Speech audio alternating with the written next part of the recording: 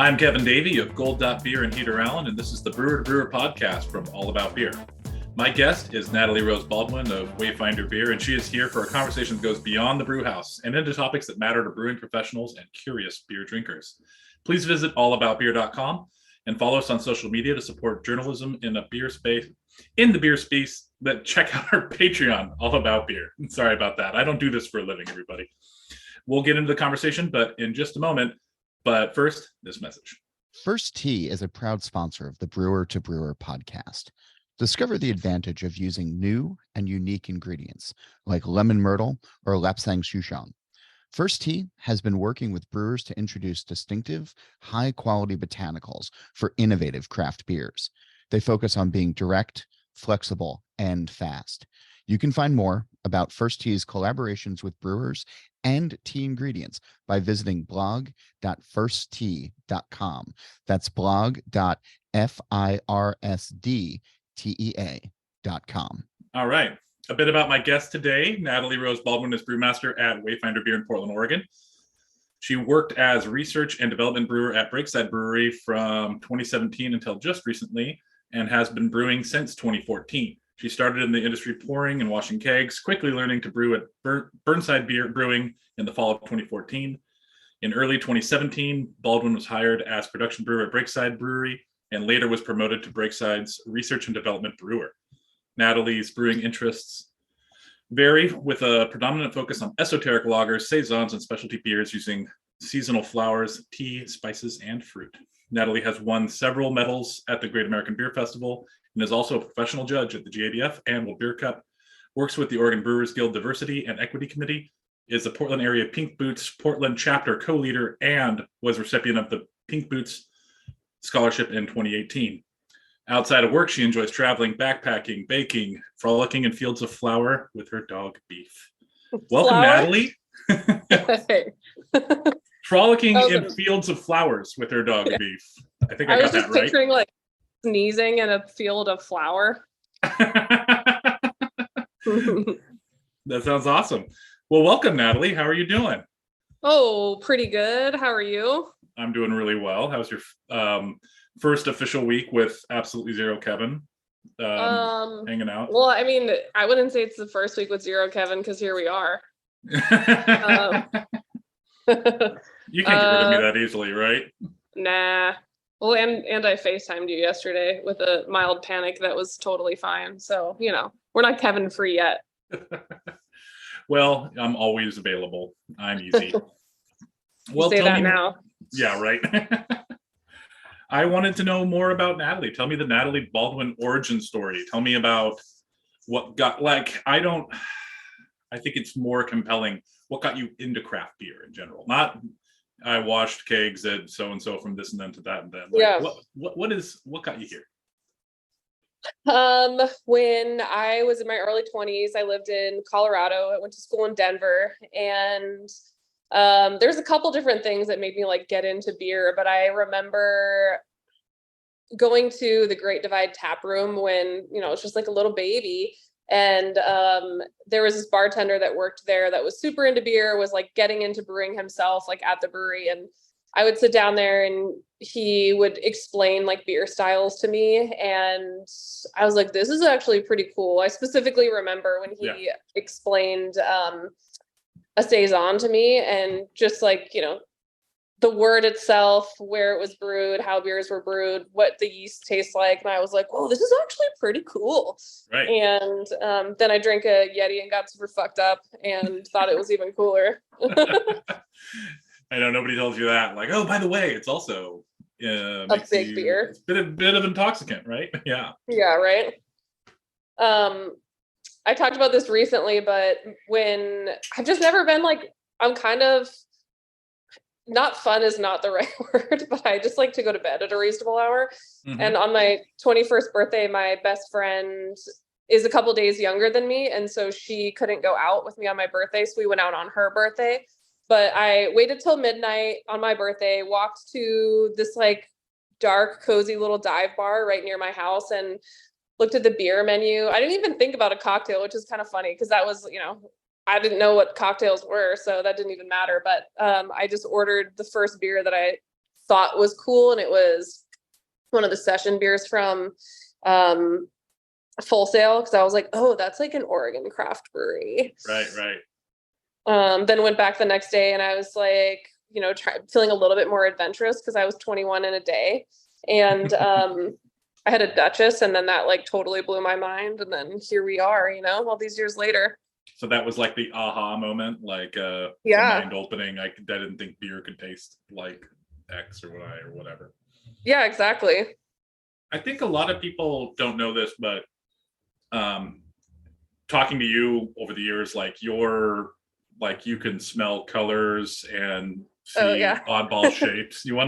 How is that like when you drink beer? Like what the hell is going on in your brain?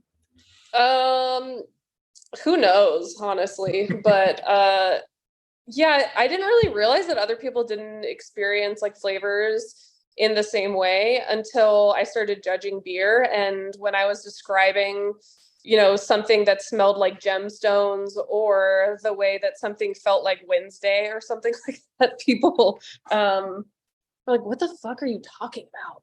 And when I had to start like converting the way that I was tasting things into words that made sense for other people, it was kind of like I have two different dialogues in my head of sensory experiences, whether it's a color, a shape, or a texture or whatnot. I have to like be able to make that translatable to what someone else understands, right? Like if a Czech Pils tastes like the color that artificial blue raspberry looks like, then how do I tell that to someone? So again, who knows what's going on, but it's definitely been a fun thing for me to like, sometimes I'll meet other people who know what I mean, or sort of can at least experience that. And sometimes with people who I've tasted with for a long time, especially folks at Breakside, understood a little bit more of the weird part of it. So it got a little bit more fun to talk through stuff in that realm. I always felt like hearing you talk about that, I always feel like it's like a leg up that I don't have. Like, I remember smelling like, PAA, like prussic acid. For me, it has like the vinegar aspect of it comes across like purple and also like dog shit, like at the same time. Yeah. And I don't know. That's the only that I remember like being like, well, that's kind of a weird thing. But is that useful? Like, are there beers that other people just absolutely adore and you're like, no, it's this? What the I think in the last I think a lot of people actually do this, like taste beer in a little bit of like a chart, sort of like if something is sweet or soft, it's round, right? That's an obvious translatable one for people. But like I started realizing like sharp, pokey things are tannins, which obviously makes sense. But like when some beers have like really sharp tannin profile, which interact with a sharp ester profile, it's like this softness and pokiness. And then it's kind of like this, I wish you could see my hands right now, everyone, but it's like this confliction or just like is confliction a word? Yeah, sure. Sounds weird. But I don't know. Anyways, I think that sometimes I have visceral reactions to things, and it's not necessarily a flavor profile. It's the way that it feels to me. Right. So yes, definitely something that's happened before. I feel like it's like a jellyfish. Like if you were to feel a jellyfish, it feels very soft and malleable, but then it also stings because it's got a poison in it. Yep. It's kind of like, that's a good way to put it. Gross. Yeah. Ew, bad. Yeah. Yeah. Ew, bad, gross. No. So that's interesting. Yeah. What's your approach to recipe design? It's been really interesting over the handful of years that I've been in R&D, because for a while, I approached beer as like a final product, which is like obviously the goal. But I think that, or I don't know, maybe sometimes I would focus on specific ingredients that I wanted to use, whether that's a hop or a flour or something like that. And as my skills improved, I sort of got pretty good at creating beers that have layers and a bunch of different aspects. So it's not like, again, with the feelings here. So like chamomile is soft and sweet and adds mouthfeel, not just flower flavor. So like if I'm building a beer around that, I don't want to have something that's overly sweet and soft around it, because then that's just going to make like a super soft beer. So then I could use a less, like, for example, if I wanted to make like a soft Pilsner based beer with chamomile, I would start with something that's not so sweet and doughy. Like a Vireman Pils would be very sweet, for example, and I wouldn't add wheat to it because I know that would be like, or I mean, you could, I wouldn't add a lot of wheat to it because I don't want to like build on those like pillowy things. I want it to like the pillowiness come from chamomile. And then like, where do you want to pull in your tannin structure? Is it going to be hops? Is it going to be something from the malt? Is it going to be water profile? Is it high carb? Like all of those things coming together. So that's an example of the way that like I sort of build things in my head. And you can still, or I still like to incorporate, specific flavors from hops and stuff like that. But I think that like when I'm building a beer, I would never just make like a beer and then replace the hops in it. I'm designing every aspect of the beer with different components because I want everything to interact the way that I want them to interact. Does that make sense? It makes a lot of sense. Yeah. I'm it's funny. I think I'm kind of opposite. I'll like come up with a base and want to like, well, what would it look like with these colors, or what would it look like with these colors? You know what I mean? Like, what would Nelson and Crystal look like versus Cascade and Centennial? Well, but you have to do those experiments so that you can do the next part of it. A lot of it is just having this like catalog in your head of what all of these components behave like. And until you have that whole catalog, then you can't really make any of the other any of the other changes. And obviously most of the ingredient or all the ingredients we're using, except for like, water still changes around here, but like everything is an agricultural product that shifts from year to year. So you can get to know a hop or a flower or a spice really well, and then you get a different lot of it and you're kind of like shaken and have to start all over again to a certain degree. But you can know like base parts of it. But yeah, the whole catalog that you have in your sensory memory and just your data-driven memory too, there's all those little pieces create your ability to create beer. That's fascinating. Like so when you do have like a change in, like, say, a hop or in a malt, like how do you have parameters that you're like, okay, well, we're getting the 2023 Mosaic in or whatever, like, what do you do? Like, I mean, what have you done historically? Because at Breakside, like, obviously, like, grinding them up and sticking up your nose is one thing, but like, what else have you done? So specifically to what you just said with Mosaic, which is kind of funny, one of the last beers I made at Breakside, there's like this little section of maybe about 5 beers that I'm thinking of, but one beer specifically, I did a trial with new lot Mosaic hops. And so I kept everything in the beer exactly the same and just subbed in the Mosaics to see what they tasted like with everything else. And let's say that it's more intense in whatever realm, like it could be, depending on how you're selecting hops, thankfully not like onion garlicky, but like, let's say there was like a realm of this hop that you didn't really like. Is it, you've already contracted for this hop, you're going to use it. So how are you changing proportions of other hops or potentially other lots of those other hops that you have to get the target? There's parts of it too, where you're like, staying in brand specific range, but with variation to ingredients. So, you're not going to change the beer completely, or the beer is not going to stay the same forever, but at least like you can find the most pleasant, drinkable way to experience these hops or ingredients to a certain, to the best of your ability. And sometimes you have to retire a brand or make something completely new, but hopefully not retire a brand, just give it a little facelift or whatever. But yeah, does that kind of answer your question? That was a little bit of a rant. No, that works. Okay. I mean, we're podcasting. Let's rant. Yeah. Yeah. To that regard, what kind of, since you're the brewer, the R&D brewer for a huge chunk of time, what was you want to talk about some of your favorite beers that you made? Yeah. R&D at Breakside was really interesting because all of the recipes that we were making at the pubs weren't necessarily like designed for upscale. Like a part of it was messing around with yeast, or Dylan, who's the R&D brewer, he's like the lead R&D brewer now at Breakside, but like when he makes beers, he's not always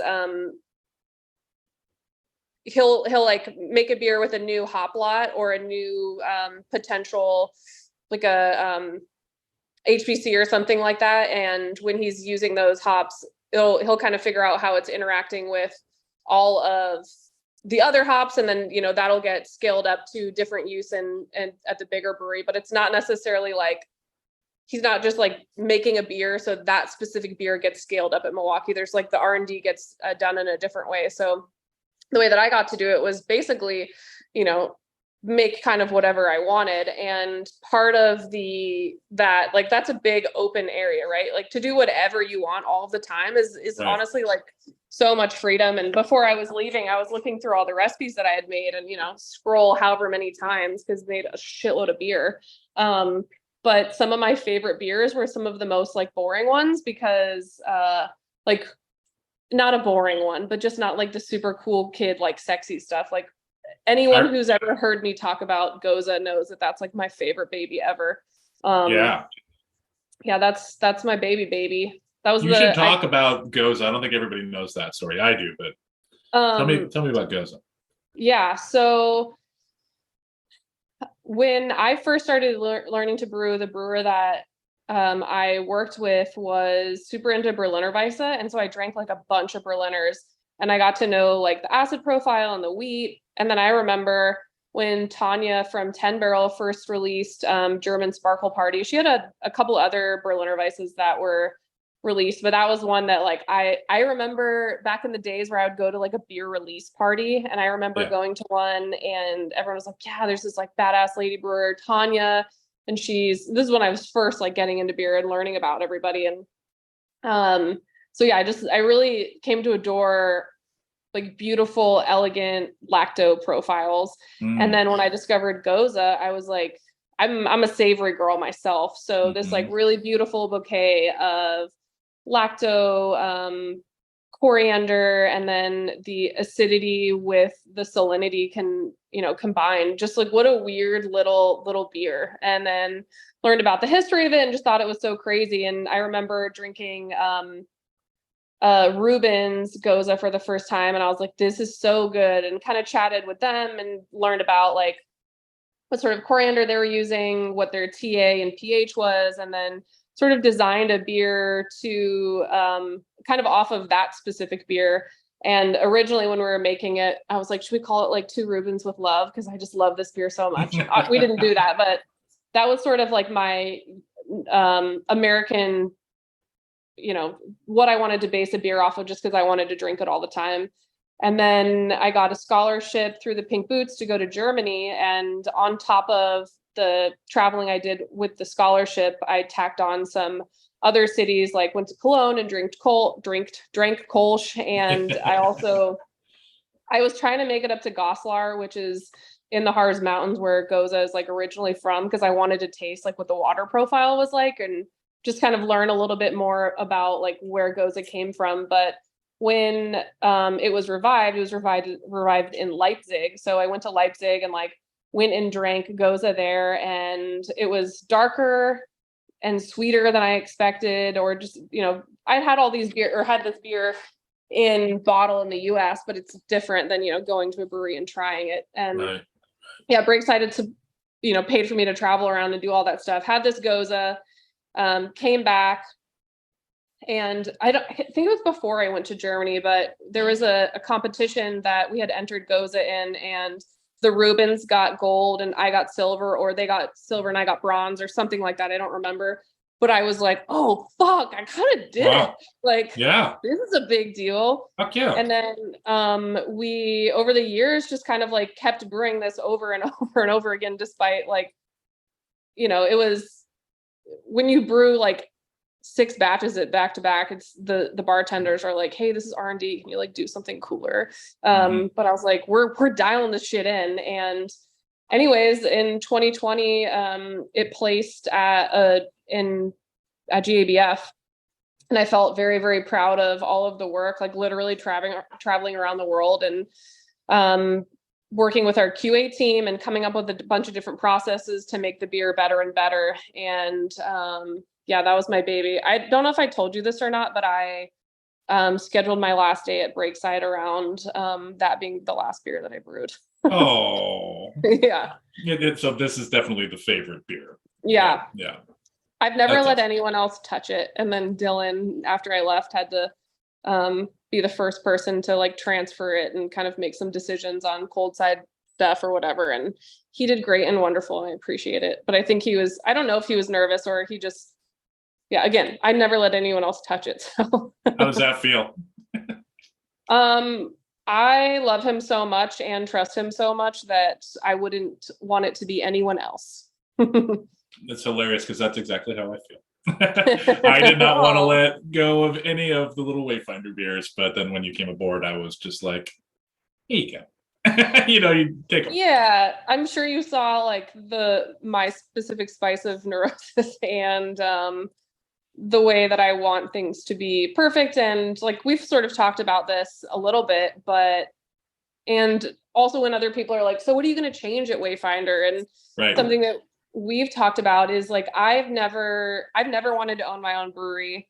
I don't really want to create a brand. Something that I'm really good at is messing around with beers, and sort of like something that I really value from my time at Breakside is the way that we constantly were evaluating and tasting through beers, because every single turn that we made of a beer, we adapted something or appreciated where it was, or like there's some things that didn't get adjusted every time, but it could be like, let's bring the TG up, let's adjust the water profile, whatever it is, just tiny little things. It's not like you're changing everything all the time. You're trying to like make the beer taste the way that you want it to, despite all of the things that are always happening around it, right?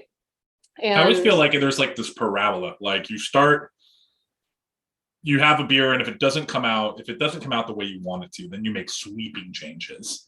And then you get maybe halfway closer, and then you make another pretty big sweeping change. And then it's just like you're just kind of coasting down toward the line, like to that dialed in. Move this, move that, move this. Exactly. So I think like what my whole idea here is, we each have different visions for like what a specific beer style should taste like, right? But now I get to tinker with them. So it's fun because I don't have to create a brand. There's already like delicious, wonderful beers, nice brewery, like everything's sort of set up. And now I get to just kind of like dial stuff into the way that like I want them to be. And maybe there's a more elegant way to say that, because there's no like negative connotation to like the way that I want it to be, but hopefully that makes sense without being, there's nothing. I feel very like glad to walk into this situation, and I feel like there's already the whole vision and drive of like the type of beer that I want to make. I just get to tinker and dial stuff and make new things and directions that I like too. Yeah, that's interesting. So it's almost like you're at that bottom part of the parabola, and you did just fine tune, which is probably, I mean, honestly, when we over the 7 years that me and Wayfinder doing the whole thing, I got to this point where I was kind of burnt out and didn't want to tinker. I'm like, no, this works. Go, just keep doing it. Just keep, I got other things I got to deal with. I got to do sales projections. I got to do, we got to put in tanks. We got to talk about cold storage. We got all these other things. And it was just like, I am relieved that like some of these things that I know need to be updated in our beer, just like, like 2021 was a crappy malt year. And I think it shows in some of our beers, and I haven't been able to mess with it. Yeah, it's fun because like I don't have to start from scratch when I begin here, because like I can get my feet underneath me, make all my spreadsheets because I'm a spreadsheet girly, get all my stuff like dialed, and then I can start like creating beers that are off of additional recipes that I want to make, and more beer that I want to make, and new brands and all that kind of stuff. So it's fun because I get to like build off something and then also make my own in addition, and make things more and more what I think the break side, wherever I work now, the way that the Wayfinder beer should taste and will taste, and kind of like moving forward from that. That's awesome. Yeah. Yeah. What kind of beer are you most excited to make at Wayfinder? I'm excited for what you do. I just want to say this. I'm very excited about Natalie being part of Wayfinder and where that goes. No pun intended. I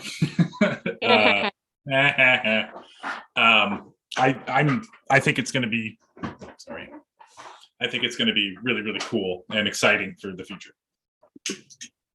Thanks. Yeah, I'm super excited.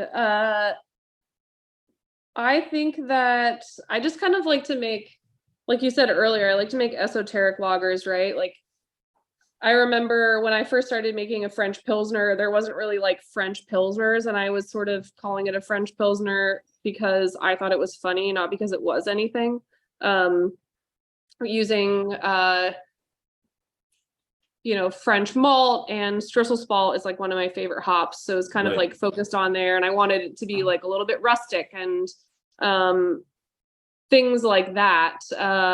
And like I mentioned earlier with chamomile, where something that I particularly enjoy, I don't like when flavors like hit you over the head. I like when they're a small, like delicate component. And I'm excited to make like cute little beers that have those like delicate, unexpected, like non-traditional components. Yeah, I don't know. I like the tiny little things. I'm excited to make like a Berliner and a Gose here. And yeah, I don't know. Just I don't have a babysitter anymore, so who knows what's gonna happen, Are you talking about Ben Edmonds on this podcast? He's our favorite, by the way. We both I love Ben so much, and he was the best boss that I've ever had, and I value our friendship and the communication that we've had since I started in beer. It was the first time that I had ever had someone like fully support everything I did, but also like teach me things in not like a condescending way. Like, he has always helped me learn without making me feel like I needed to. Does that kind of make sense? Like, yeah. When I stepped in at Breakside, I didn't know a whole lot about all the technical and like data-driven parts of beer, and I got to learn all of that as I was in like a pretty trusted position. And yeah, Ben's wonderful and has supported me so much and supplied so many resources and points of access in my career. And I hope that I will continue that and pay that forward with people that I get to work with too. That's great. And speaking of Ben and Breakside and everything you guys have accomplished, I feel like every time I go to GABF or World Beer Cup, it's just a procession line of Natalie and Ben going up on the stage, Natalie and Ben back up on the stage again, and me getting hosed. What's the secret? How do you guys keep winning? What's the winningest secret? How come I can't win? Who we knows? leave the next GABF? Is it Wayfinder's going to get like 8 medals in a row? I'm like, God damn it, Natalie always beats me. I hope so. Yeah, no pressure, Natalie. Don't fuck this up. I think the way that there was success when I worked, at Breakside and other big companies like that, I honestly think it's the way that those beers are constantly being evaluated and talked through. And I definitely learned how to have conversations around, like, I think that it's really hard when parts of your beers are like ego driven, which is something that I've definitely I've done, where I'm like, this is how the beer is supposed to taste. I don't care if you don't like it.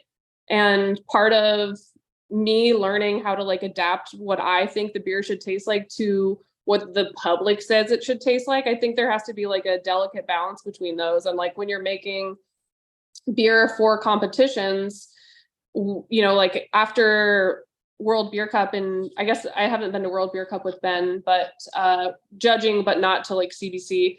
But after GABF, we leave the ceremony, and then all of the brewers that have won medals and they have beers on the floor, they have like a little medal sticker next to it, so you can try beers that have won.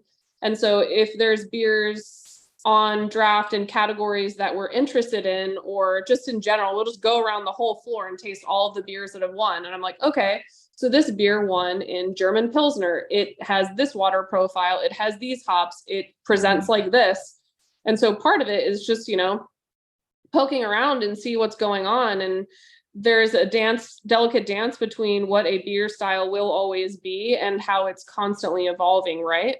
Right. And I specifically noticed this in Czech Pilsner over the last couple of years. And, I've thought a lot, and we've had extensive conversations about how to adapt and design beers to stay within the style and to fit in with what other people are making. Like, I'm not going to make a beer a certain way because that's what everyone's doing. But if the beers are trending in IPA or pale ale, for example, to have less bitterness or less malt or whatever is going on, like, the way to stay current is to keep like poking around and having conversations with people and whatever. So I don't know if that answers your question directly, but I think that a lot of the ways that we found success is conversation and constantly, again, this goes back to what I was talking about earlier, tinkering and making sure things are evolving constantly. And like, some beers stay the same forever and they win over and over again.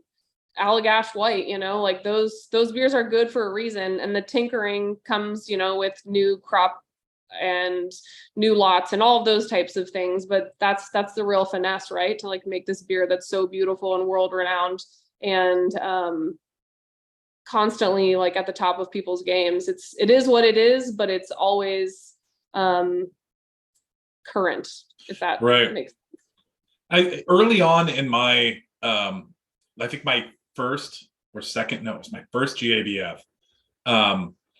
So this was 2010. This was a while ago, not that long for everybody who's talking, but it was kind of weird. It was a lot smaller. The award ceremony was like on the GABF floor. It only felt like a couple hundred people were there. It was really before the 2012 explosion of breweries. And I kind of just hung out with a bunch of the lager guys. We all kind of ended up like in the same spot. I remember I was over at AC Golden drinking Troy Casey's Dunkel, and then some guys from Victory were there, and some people from Gordon Biersch were there, and I was working at Chuckin' It at the time, and we had hung out at the Sandlot, and then Sandlot back in the day made all these great lagers, and they had like this big brewers gathering there. It was probably, if anybody missed out on that, I'm so sorry, because that was probably one of my favorite things to do, was go drink a bunch of beers at Sandlot before the GABF. And when the award ceremony happened, I was still pretty young in my career, and I remember the beers that we tried on the floor that people brought for the competition, a lot of the ones that we really loved just didn't win. And I turned to Bill, who used to work at the Sandlot, and I'm like, why don't they just have the judges? Why don't they just have like that group that we were hanging out with, all those lager brewers? Why aren't they judging the lager beers? And he's like, well, that, if that happened, maybe Sierra Nevada Pale Ale would win every year, and that would be kind of boring.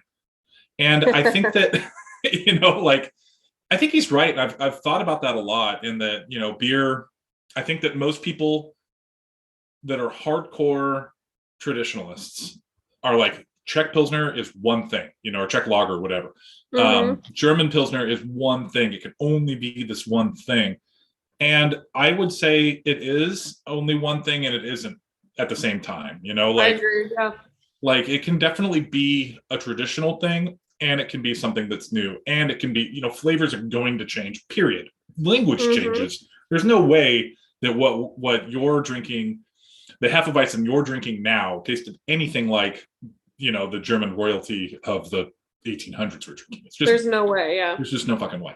So, that's exactly it. Like, what is it supposed to be, and where is it at currently? And I don't think that things that taste bad generally are driving the flavor profile, right? Like the things that are making the beers change for the better I don't know, maybe I'm catching myself in something I don't fully agree with, but I do think that there are positive changes that trend, and some things that don't.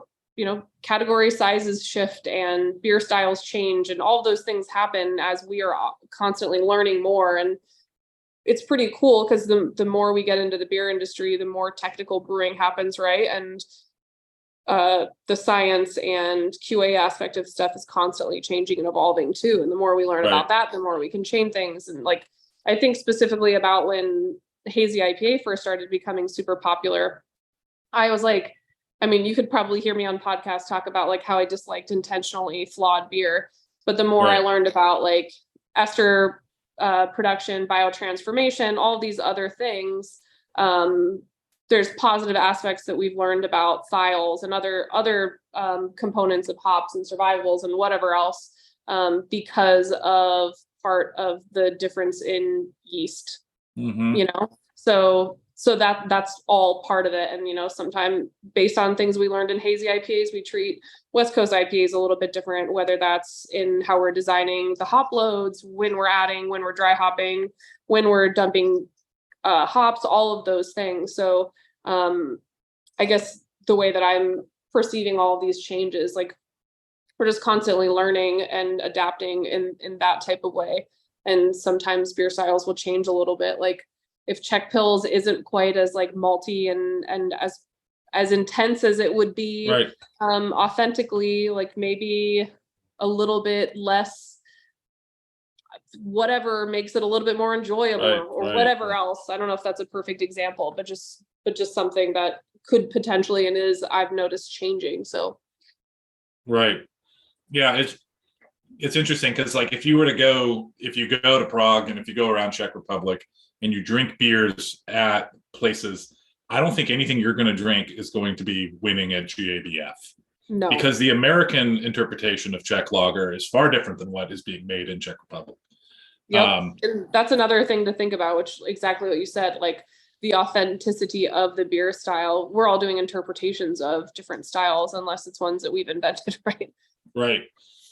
Yeah. And, and styles evolve, like I think that New England IPA or hazy IPA or whatever you want to call it has far less to do with IPA in its general sense. It's sweet.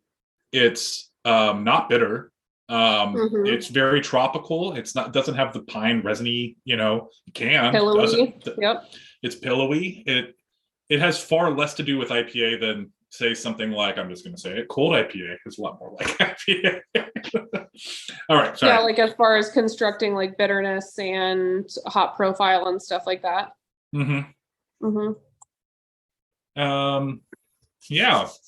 What else can we talk about? I want to say Happy Women's Day, International Women's Day. That's really awesome. We get to pick whomever we want to interview. I was really excited to pick you. I said this a little bit before, but if I were to pick a dude for this podcast, I would have asked them, questions about like how is Me Too and a lot of the stuff that Brianne did. How has that changed your life? Is there anything that you want to talk about that? Is there anything about the changes in our industry that you want to bring up? Yeah, there's a bunch of things to say about it, but I think one thing that I think a lot of other women would understand and relate to is, despite loving Breakside for many, many reasons, I had a great job, but one of the big reasons that I loved Breakside so much is that I did not get harassed at work. I could go to work and use my brain, and I didn't have to worry about like my boss undermining me or not giving me access to resources or whatever else. Like when I worked at Breakside, no one fucked with me because Right. What are you going to do? Like, get out of here, go away. This is just Right. like unacceptable behavior. And I think a lot of other women, it's been proven that a lot of other women don't have those same privileges. And my job before Burnside and Breakside, they told me that I had like an owner that was sexually harassing me. I reported it to HR. And when I reported it to HR, they told me that I didn't understand what he was doing and that I just was like misinterpreting his behavior and touching and whatever else. And they told me if I learned to behave, they would teach me how to brew. And now I work for a brewery. What does the sticker say I saw the other day? Drink beer and raise hell. Yeah. So fuck those guys. Yeah. And, a lot of that wouldn't have been possible if I didn't have my peers around me also not accepting that sort of behavior, But so I think it's been something I've been working with and having to deal with for a really long time. But something that I've noticed, transitioning into my role as brewmaster at Wayfinder, when I first started brewing, there was, less than 4 female brewers in Portland. And one of them was Whitney, and she was the first Portland brewmaster at 10 Barrel. And right now it's, Whitney opened her own brewery. So she has Grand Fir, she's brewmaster. She was followed by Maddie, who is brewmaster at 10 Barrel. And then Anna is brewmaster at Steeplejack. And then I'm here. So it's a pretty cool thing. And again, to repeat what I started this comment with, is something that I've noticed since I've taken this job is that not one person, I look through comments, my peers, the public, not one person has made any comment about me being like, oh, look, a female brewmaster or anything like that. I think that I would like to think that I'm at a point in my career where people know me because of beers I make and how I exist in the industry and how I try to contribute in a lot of different ways, but having nothing to do with being, I guess it's not nothing to do. My awareness and the conversations I had are based around the fact that I am a woman and I have been through a lot of these things and whatever else, but people aren't talking about me being at Wayfinder because I'm a woman. I think it's because of, where I've been. At least I'd like to think that. Yeah, it definitely is. Yeah. I think that I came into brewing from the plumbing industry and construction, right? And when I got into brewing, it still is definitely a boys' club, but I guess it didn't, to me, it felt like less of boys' club than construction. And I couldn't even process how much change we really need to have. And it's been a very, very good eye-opening moment for me. I've always considered myself accepting and pretty leaning to the left on all of these issues, but putting your money where your mouth is, I think is really important. And also the hard thing for me to do over the years that I'd like to say I want to get better at is calling out my peers, because it's hard. I think that's probably one of the hardest things for me to do, is when I see something to just be like, take somebody aside and be proactive about it and actually be like, hey man, absolutely fucking not, unacceptable. Totally. It's uncomfortable. I remember a handful of years ago, I was at GABF and, I was wearing pants because you wear pants, Right. And this other brewer walked up behind me, leaned behind me, looked at my ass and was like, can't just be wearing those around, or I don't remember what it was, but some comment about how my ass looked in my jeans. And everyone in my company was standing around me and they were all mortified. And they were like, that was uncomfortable, was it? And I'm like, why didn't you say anything? Yeah, that was weird. And, that was a small circumstance, but things like that happen all the time. And it's uncomfortable for me. It's uncomfortable for everyone else, but it is really uncomfortable to take that next step. And I think one of the biggest issues is that what do you say? Because when you put someone in a confrontational mode, you're not going to get a positive reaction, right? So like you said, pull someone aside and have a conversation instead of singling people out and making them feel uncomfortable. You're not going to solve anything. They're just they have the possibility to get combative and not actually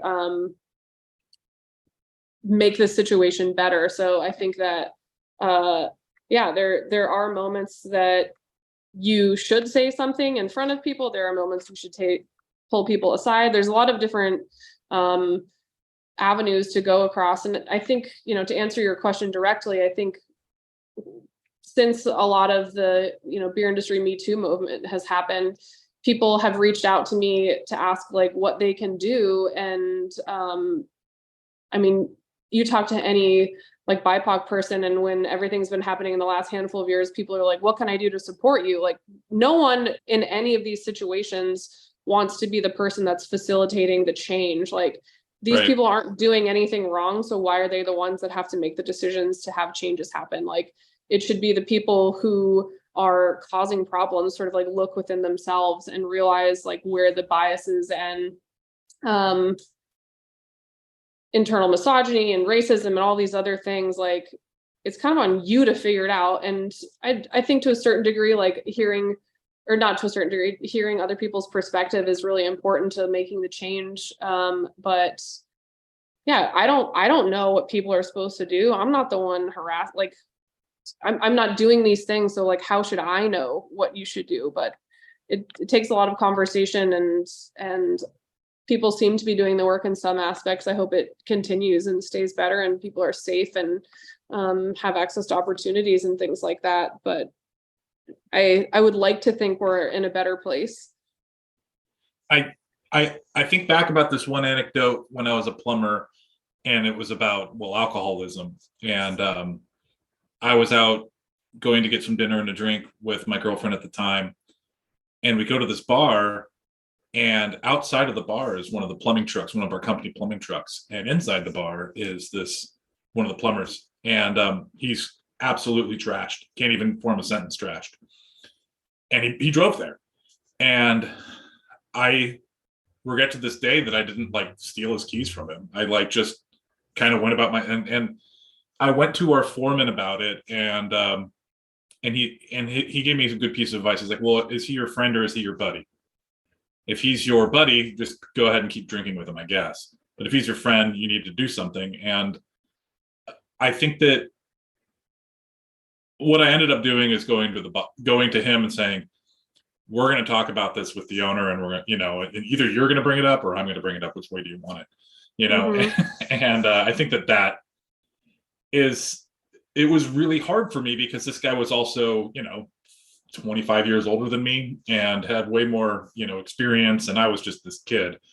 But change ain't going to happen if you don't do anything, like, and people's need, caring about each other is going to take some of that kind of stuff. Yes, it's really important. And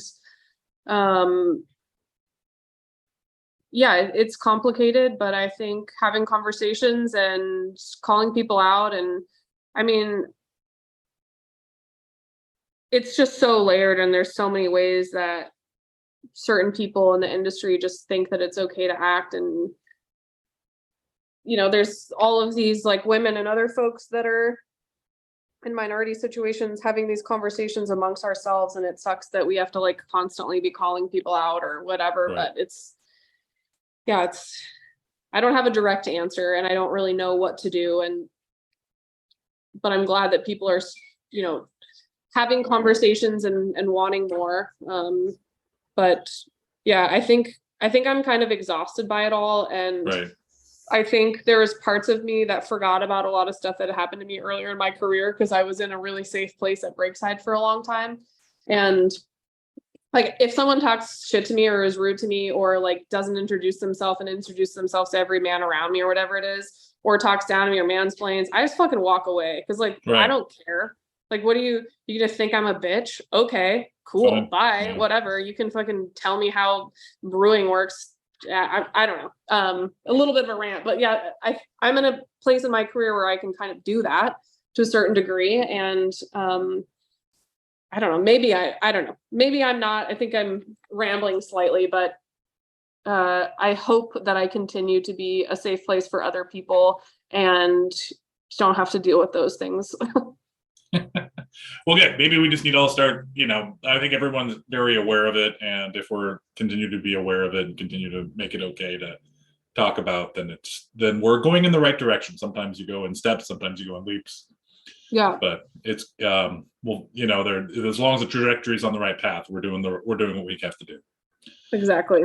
We're going to take a short break for a message and come right back for more of this conversation with Natalie Rose Baldwin of Wayfinder Beer. First Tea is a proud sponsor of the Brewer to Brewer podcast.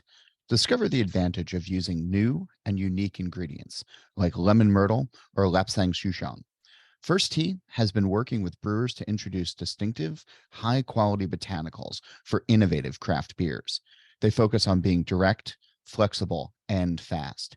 You can find more about First Tea's collaborations with brewers and tea ingredients by visiting blog.firsttea.com. That's blog.firsdtea.com. All right, we're back with Natalie Baldwin of Wayfinder Beer. I am super excited to be talking to you. And one of the questions that I wanted to ask of you is, do you have any beers that you made during Breakside at R&D that you really didn't like? And were any of them really successful? Um, I want to get like a scoop, like Stay West, I hate that beer, but then it became a big thing or something.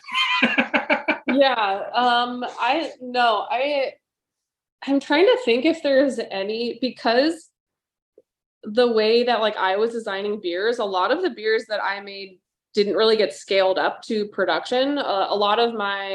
Most of the big beers that I made that got scaled up were lager beers like Dark Czech Lager and Pale Czech Lager and a couple of other things. So right on brand for my new job. Nice. But as far as like beers that I didn't like that were super successful, I don't know if it's necessarily like that. I really like to make, Ben really loved chili beers, and there was a couple of chili beers that he really liked to make, and I didn't have anything against them, but it sucks when you have to do gravities on a chili beer every day. Right. You like go in and get heartburn first thing in the day. Or for me, I would just like on an empty stomach or just have coffee and then drink something spicy, and I'd be like, oh God. Are there any types of beers that you absolutely just hate? Like, you hate Rauch beer? Do you hate, like, please say no, because... No, I like Rauch beer. Yes. I hate Belgian triples. Really? It's so sweet. It just has this, like... It doesn't matter how well the beer is made. It tastes like if pennies were soaked in sugar. I just don't like it. That's funny because I love Belgian triples. I feel like they need to be dry though. I guess that then becomes like Belgian golden ale, They're dry, but it's just like, I don't know. It's like the phenol ester mouthfeel, everything about it I'm just not into. Also that like in the same vein in like German beer, Maibach is like the same thing.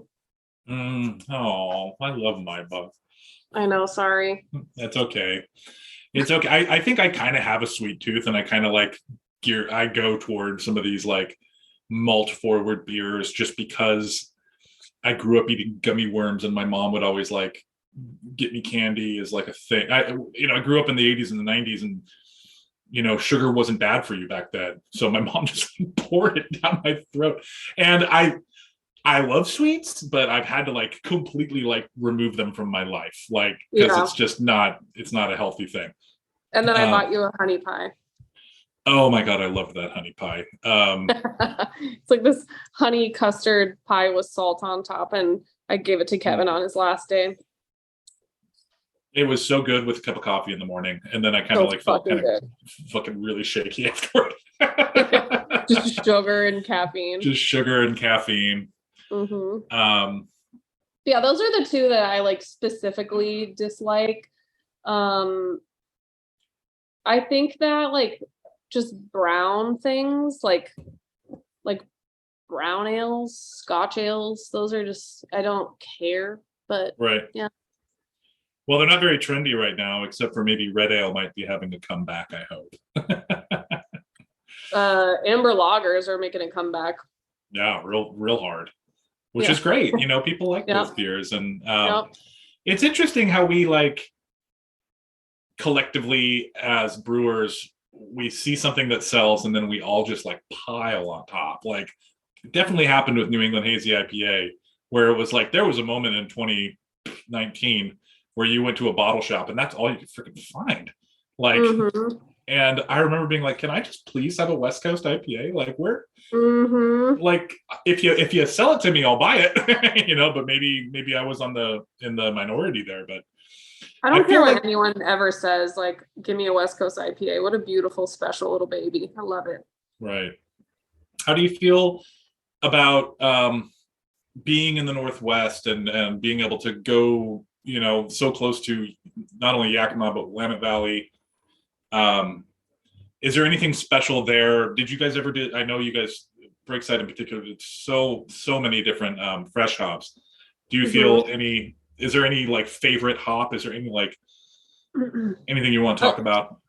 Again, like being on brand with my new job. I've just been, secretly pining for this job unknowingly to both of us this whole time. But my favorite fresh hop beer I ever made was this fresh hop Sterling Pils. It was kind of like a Zwickel Pils with Sterling, and something about like just that this was like extra Zwickel Pils, where it was not just, it was like a little bit like slightly hazy is the wrong word, but it was like not even like bright all the way Zwickel beer. Right. So it was just like a little bit of yeast in there. And then in my head, I'm like picturing these little, little hop babies tagging onto these little yeasties, and just like, oh my God, it was so good. It was like the perfect amount of like delicate hop sulfur with like just a little bit of like rustic Zwickel. I don't know. It just was so fucking good. And that was like one of the favorites that I made. And we made that we're going to make it last year, but didn't end up making it because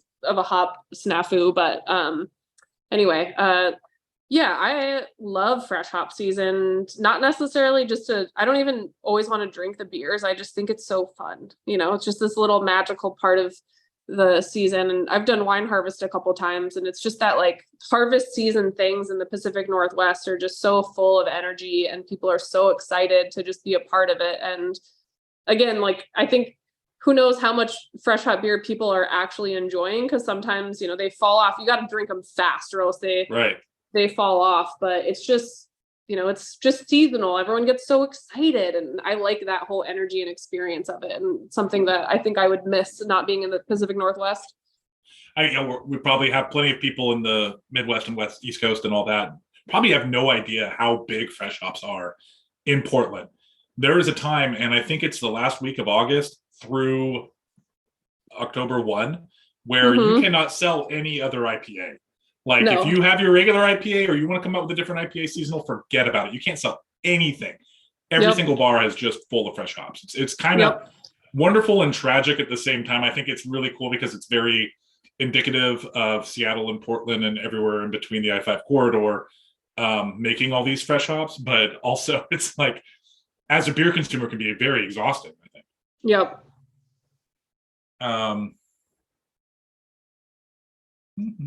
I've got all these questions, but I'm trying to figure on the right one. I know we've kind of like tagged a lot of them together too, I'm sure. Right. I want to hear about your animals. I want to hear about the menagerie. Yeah, Lestat and beef. I have a almost 13-year-old little pit bull that I got when I lived in Denver when I was 20, and when I lived in Denver, pit bulls were illegal, and I traded him for a 40 of Steel Reserve from a guy who was on house arrest. I didn't know that. Yeah.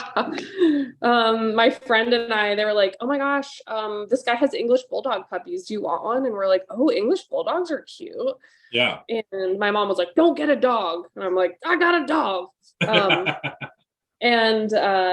Yeah, we went to this guy's house, and he wasn't allowed to leave his house because he was on house arrest. And he was like, you can have your puppies, but you have to bring me a 40. And my friend that was getting Beef's brother was straight edge, and she was like, I don't want to break my straight edge to buy this guy beer. And I was 20, so I couldn't buy beer. And so I can't remember if we got 2 40s of Steel Reserve or if it was one, but we got 2 dogs out of it. Yeah, and until I think 2021 or 2022, pit bulls were still technically illegal in Denver. So yeah, that's Beef. He's the sweetest, dorkiest little baby and smiles with his teeth. He's wonderful. And now he's just old and slow. And then I have a hairless cat named Lestat, from the Interview with a Vampire book by Anne Rice. And I just thought he looked like he was 1,000 years old. I can't remember how old Lestat is in the book, but yeah, he just looks like an old little vampire. He's just a little pink naked cat, just hilarious. And then I have a little trash kitten named Violet that I got off of Craigslist from a guy, and I like grabbed her from him and took her home, and then like kind of looked at her, and she has this really weird zigzag tail. It's like has a right angle in it, and then it like zigzags, kind of like a little Pikachu tail.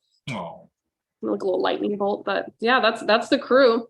That's the crew. That's the menagerie. Mm-hmm. What do you like doing outside of beer and hanging out with your animals and conjuring frolicking spells? in flowers of right of fields of flower? What are you excited about? What is I'm like kind of a nerd, but my mom was a seamstress growing up, and so I learned how to make a lot of stuff, but I'm not very good at following patterns. And so I'll kind of like fold something inside out and then sew it backwards, and then hopefully it works. I remember like a couple years ago, Lisa, for her birthday, I was like, it was noon and I was driving to her house at 2, and I was like, shit, I gotta make her a present. And I like sewed a purse really fast, and it's not perfect, but you can put things in it, I think. Coming up, we have the Oregon Beer Awards, and I MC that with another brewer, and I'm gonna work with our marketing director here at Wayfinder, and we're gonna make some he's gonna help me like design some stuff, and then I'm gonna sew it on outfits. So awesome. Really cool, but I'm pretty excited about that. That does sound actually really cool. For everyone who is listening, Lisa is Lisa Allen, my partner. Yep. Mm-hmm. Yeah, Lisa has definitely got the embroidery bug in the last couple of years. That was kind of, I think, her pandemic deep dive. And everybody got either beer or other types of related embroidery pieces. I got a margarita because I love tequila. That's awesome. And margaritas. Citric acid and tequila. What do you want to, where do you see yourself? Like, what do you want to, I mean, you said you didn't want to open a brewery. Maybe this is kind of this sounds like a stupid interview question. I'm not trying to go there. No, do it. What do you want to do in like 5 years? Like, what's the trajectory? Like, obviously run Wayfinder, but what kind of beers are on the horizon? Like, what's exciting? Like, what are you drinking right now that you're into? What are you doing right now that you're into? It's sort of beer related and not beer related. So when I was talking about taking this job, I talked to a bunch of people who are brewmasters and business owners and things like that. And I was like, what is it? Like, what's the point of all of this, right? Like, you obviously get a little bit of a pay bump being in charge of stuff, but you're taking on responsibility and time and all of these other things. So like, why are you doing this? When, my job at Breakside was very comfortable. I could do whatever I wanted. So like, why change it up? And the way that a lot of people brought it or talked about it was that like, beer gets to be part of the easy part of these jobs where, you're managing people and time and money and all these other things. And I think that all of the situations that I've been up to this point have prepared me to be a person that could and can be a good advocate for other people in the industry. I want to be a boss that people want to work for. Obviously there's turnover and people don't always like you, but like, I want to be a boss that challenges people to be like the best person that they could be in a role. I want to be an advocate for people to make decent living wages. I want to provide safe spaces for people and like do all of this in combination with making really good beer. So right. I think like the thing that I want to continue to do is learn more about all of those things and be better and better at all of those things. And obviously the beer is the main focus, but it's not just the beer. And the way that Breakside changed my life with the stability and comfort and access, all of I said access like 700 times, but it just like really changed my life. And I didn't finish school. Like I went to school for biochem, and a couple of years in, I decided that I didn't want to do that. I didn't really have the money. I couldn't really swing it. I just was like exhausted and couldn't pull it off. And when I started in beer, I have access to further education and traveling and learning and peers and just all of these really incredible things that changed my life. And I want to make sure that I'm not just holding that for myself, and being a person that can provide that, or at least facilitate other people, whether that's a conversation to help or whatever. And I feel kind of silly right now because I'm, figuring out how to do my new job and figuring out how I want to make new recipes and all of these things. And I'm just busy. So right. I feel like I'm not in a great place to be that exact person, but I'm trying to get back to that place, create all my processes and feel stable so that when I have more bandwidth, I can step back into that role. So, my goal over the next year is to continue to, be better at my job so that I have room for those things and kind of grow off of that. So that's the plan. That's the plan. Yeah, I feel like that's a noble goal. I think that pass the torch. You said that before. You could be a Ben Edmonds to another brewer, and that's quite a compliment. But I love Ben. Yeah, I think if anybody could be like Ben, it would be a good thing. Yeah. And, one of the reasons that Ben and I got along, or, this is all my perspective, but I feel like I value him so much because he allowed me to challenge him and have tough conversations. And he gave me the space to have that. And I think it takes a really strong, confident, comfortable leader to be in a position where, I don't need to be told what kind of hoses we need to buy. I don't, those conversations, whatever, we can have those, but why are you doing this? What are you doing this for? Why did you do this math? Can you explain this to me? Poor Ben. I'm just why, who, where, when, poke. This poor man is just trying to have a nice life. And I'm just peppering him with questions all of the time, and sometimes not understanding him and looking at him like he's speaking French or whatever. But I want to be strong and confident enough in my own knowing to be able to have someone treat me like that and me be able to deal with it with grace and allow people to contribute and make things constantly better, instead of just be I don't know, take all these little pieces of people, things I'm learning from Ben. And my best friend Sam from Von Ebert is, I laugh because we are so drastically different, because he is so logical, and I am I know that I'm smart, but I'm also very emotion based. And so I can see both sides of it. And we've taught each other more logic, and I've taught him more emotion and all of these things. And, once you're applying that to workplace, and, when I got this job, he sent me a bunch of leadership podcasts and books to listen to, so that I've been just absorbing information from all angles, because I want to be really good at my job. And, he's going to help me with, the owner of Von Ebert and I are going to meet up tomorrow, actually, and he's going to teach me some stuff about financials. And I don't know, I just have all these resources. So why wouldn't I want to, continue that? And, anyway. Sam is kind of like Spock, if Spock didn't talk so damn much. Yeah. I love Sam. Sam it's not that he doesn't talk. He doesn't talk as much to everyone else. He talks a lot to me, but yeah, it's exhausting, right? No, I love it. Yeah, perfect. I think that if I think people maybe don't always see it, but the Natalies of the world that challenged Ben, you feel like you're poking and prodding, but you're actually just probably keeping Ben on his toes, and he probably needs it. It's good. It's good to be, why is 7 neutral? Why the number 7? Why not 0? Yeah.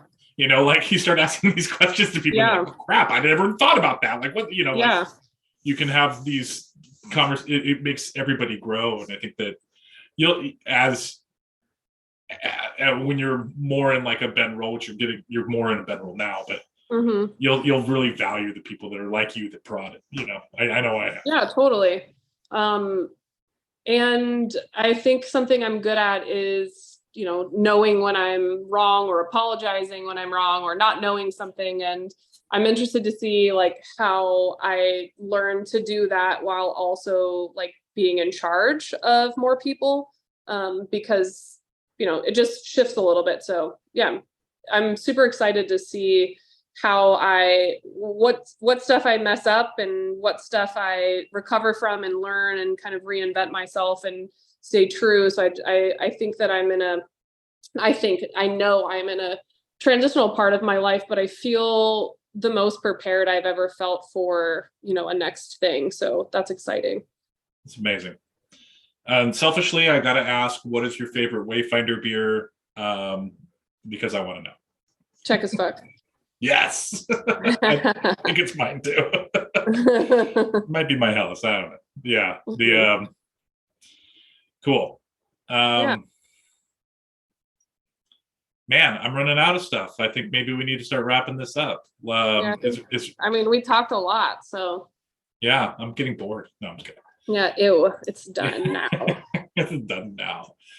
What's new? We'll end it with this one. Yeah.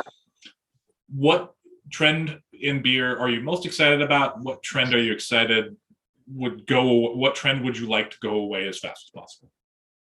I don't know if I live under a rock, but I don't really know what's happening in beer currently. I've been all self-involved as of late, so who knows what's even happening. Rauch beer is getting really popular. Yeah. I think that I am really excited to see breweries that have, there, like you said, there's this big boom of breweries that were open for a bit, but we're getting to the point where a lot of these breweries that have lasted the last like 10 years and a little bit further are, have certain brand identities. And there's a lot of these breweries that are known for maybe not something in particular, but like known for making good, solid beer that are, I don't know, there's just more of like this, it's not just Sierra Nevada and all these other, big breweries. Now there's like little breweries like Wayfinder can be substantial and like a big part of like what makes beer styles. It's not just Sierra Nevada Pale Ale that makes Pale Ale, right. Like there's all these other breweries that are kind of like dialing stuff in really cool ways and making really good, solid, consistent beer. And I don't know that that's a trend, but I like to see some of these breweries with a little bit of age on them and how they've adapted and survived this long and how they will continue to. And then for things that are going away, if one more fucking person tells me to put fruit in my Gose, I'm burning down the building. Perfect. Well, I love that. Thanks so much for coming on the show. Natalie will be back on the next episode of this show as a host, having a conversation with a brewer of her choosing. That will be on air in 2 weeks, so make sure to tune in for that. Visit allaboutbeer.com and follow on social media. And to support journalism in beer space, check out patreon.com/allaboutbeer. I'm Kevin Davey of Gold.Beer and Heat Around. Thank you for listening to the Brewer to Brewer podcast. First Tea is a proud sponsor of the Brewer to Brewer podcast. Discover the advantage of using new and unique ingredients like lemon myrtle or Lapsang Souchong. First Tea has been working with brewers to introduce distinctive, high-quality botanicals for innovative craft beers. They focus on being direct, flexible, and fast. You can find more about First Tea's collaborations with brewers and tea ingredients by visiting blog.firsttea.com. That's blog.firsttea.com.